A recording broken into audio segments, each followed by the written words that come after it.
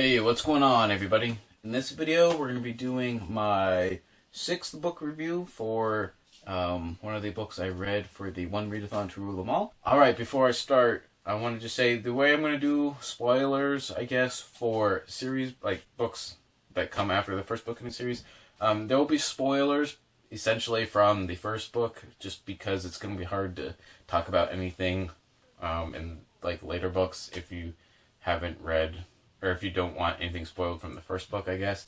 So you probably don't watch the review if you haven't already read the 1,000 Names, but go ahead and check out the 1,000 Names, which I've already reviewed. I'll leave it down below. But I won't spoil anything, hopefully, from this book. And this one is The Shadow Throne by Django Wexler. And this is the second book in the Shadow campaigns. I really enjoyed the 1,000 Names, the first book in the series, so I picked this one up to fulfill one of the requirements. And I'm going to say I didn't like this one as much as the first one. Largely, this was because of the pacing. And Sophia, do you have to move the camera every time? Anyways, like I was saying, I didn't enjoy the pacing that much in this book.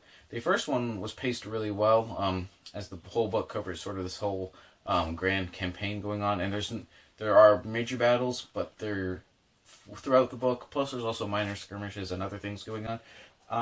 This book really only had 2 major events, to be honest. There's one big battle, and then there's also another kind of siege going on in the middle of the book.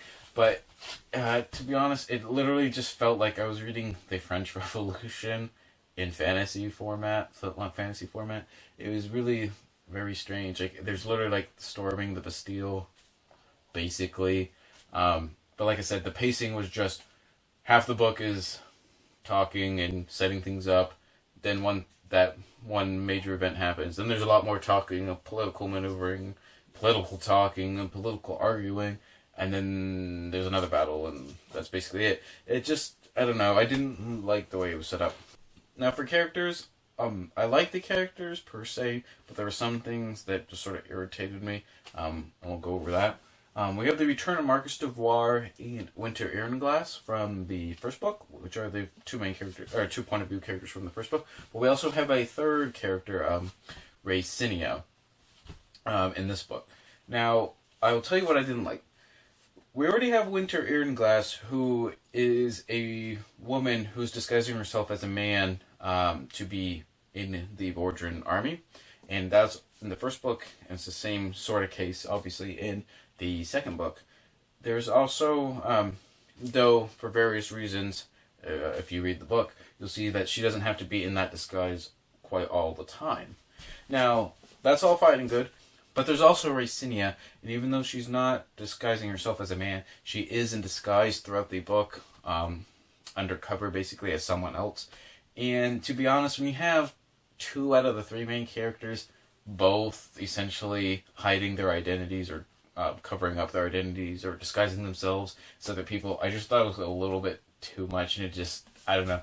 It was just too much undercover stuff, I guess, and, you know, a lot of in the narrative, there's a lot of thinking, oh, am I going to get caught, or what do people, or I can't let people actually let people know who I am, and blah, blah, blah. But it's essentially the same thing for both of them, and it was just, I don't know, it just felt too much for 2 out of the 3 characters to be essentially in the same sort of predicament, I guess.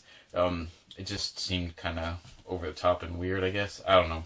And lastly, one of the things I didn't like about this book, after you finish reading the first book, you know that Winter Earnglass has essentially sort of a demon type thing living sort of innately inside her. And we've come to find out, you know, there are some people that, you know, have that. And that makes them super, super powerful. Obviously, at the end of the first book, you have that big battle going on between Alhund and Earnglass, essentially through the demons that are inside them. However, we now realize in this book, yes, we find out, yes, there are people that have demons inside them or have this power, stuff like that. And it's built up like really good at the end of the first book, and it's talked about at the beginning of this book.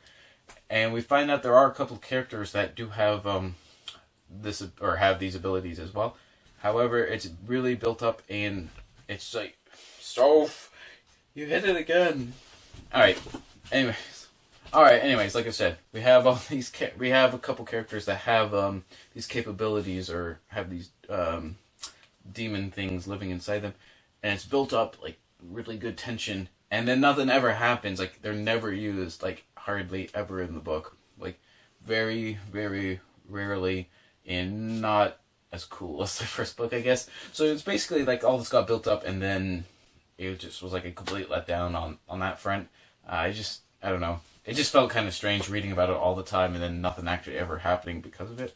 So yeah. Anyways, so let's go on to the pros of the book. That felt like a lot of cons for this one. What I did like about the book was the characters are getting a lot more complex. We start to learn about Marcus Devore's past and what he doesn't know and what he wants to know and how he goes about figuring that out, and as well as we have some reconciliation with Winter Irnglass, and then obviously we have the whole new character of Ricinia, and she's a fairly complex character as well. As I said, she's undercover through most of the book, and you figure out why early on. But yeah, there's a lot of good political maneuvering. I felt there was a little bit too much, but yeah, like I said, it's kind of like the French Revolution. You have like all these like splinter groups trying to do stuff, essentially trying to, come to some sort of balance with each other. With, you got monarchists and anarchists and conservatives and Republicans, and everyone's just sort of like arguing throughout the entire book. Felt like a little bit of time, or excuse me, some of the time it was just getting a little bit over the top, and it was just becoming like watching C-SPAN or something stupid like that. But overall, it did make sense what was going on. But like I said, a lot of it was just too much political backdrop, I guess, and not a lot of action going on behind the scenes. And I guess the political backdrop is behind the scenes, not a lot of action in the front. But anyways, when he does do the action, Django Wexler does a really good job writing it. I just wish there was more in this book, to be honest. But I'm still definitely going to continue the series. I do like the characters. I like the world that he's built and how he's... I will say I do like the setup for the next book that he created with the ending of this one. I felt that was really well done. But like I said, I'll have to definitely check out the next book. But yeah, overall, I'm going to give The Shadow Throne... I'm afraid I'm going to have to give it 3 stars out of 5. Because of all the flaws that I said earlier on the book. However, I gave The Thousand Names, I think, 4.5 stars. So yeah, I'm definitely going to continue the series. I'm hoping this was just sort of like, a little like dip in the series, and it'll pick up from here. Still, even if you don't like the sequel in a series as much as you like the debut novel, always remember, read victoriously.